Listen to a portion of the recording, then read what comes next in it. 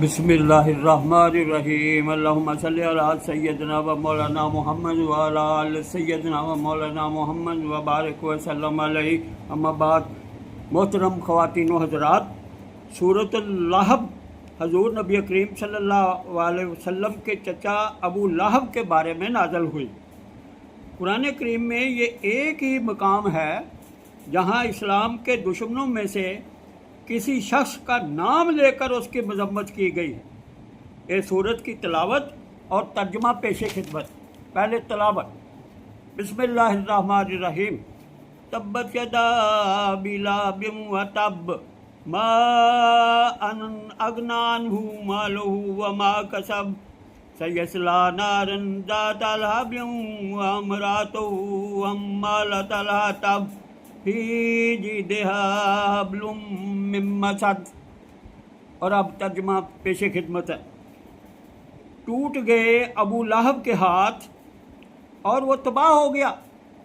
उसका माल और जो कुछ उसने कमाया वो उसके किसी काम ना आया। ज़रूर वो भड़कती हुई आग में डाला जाएगा और उसकी जोरू भी, जो कि लकड़ियाँ ढोने वाली है, उसकी गर्दन में मूंज की रस्सी होगी। मोहतरम ख़वातीन व हज़रात, जब ये सूरत नाज़िल हुई तो कुफारे मक्का में खलबली मच गई। उन्होंने सोचा कि जब नबी करीम सल्लल्लाहु अलैहि वसल्लम के चचा तक की मजम्मत कर दी गई है और उसे एक खौफनाक अज़ाब जहन्नम की वईद सुना दी गई है, तो बाकी लोगों की क्या हैसियत है। इस बुखलाहट में उन्होंने हजूर नबी करीम सल्लल्लाहु अलैहि वसल्लम और दीन इस्लाम की पहले से ज़्यादा मुखालफत शुरू कर दी। अबू लहब का असल नाम अब्दुल उज़्ज़ा था।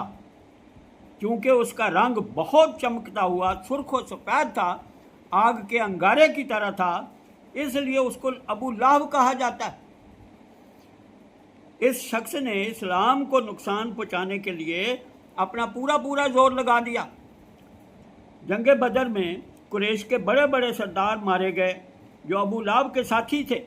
मक्का में जब इस शिकस्त की खबर पहुंची तो उसको इतना रंज हुआ कि 7 दिन से ज़्यादा जिंदा ना रहा। उसकी मौत भी निहायत इबरतनाक थी।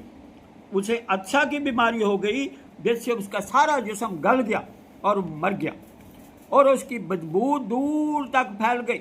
मरने के बाद भी 3 दिन तक घर वाले भी उसके करीब ना आए। आखिर कुछ हबशियों को उजरत देकर एक गड्ढा खोदा गया और लकड़ियों की मदद से उसकी लाश को उस गड्ढे में डालकर मिट्टी और पत्थरों से उसे ढांक दिया गया।